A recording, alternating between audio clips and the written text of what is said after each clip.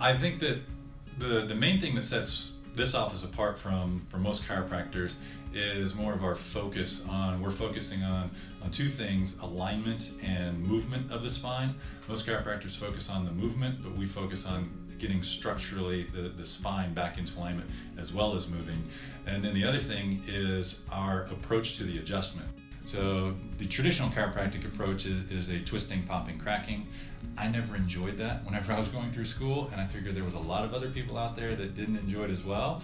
And so I looked for a different way of adjusting, and I found an instrument that we can use that is, instead of one big push, it's a bunch of little pushes. It pushes about 12 to 14 times per second. So it's a way to slowly and gently move the spine back into the right position, and I feel like it's more specific in that as well. So it's kind of like pushing a quarter across the table. You can do it all in one movement with a lot of force to it, or you can do it with little tiny bits of push all the way across. And if you do it that way, I feel like you can get it exactly where you're wanting that quarter and get it to land right at that exact place.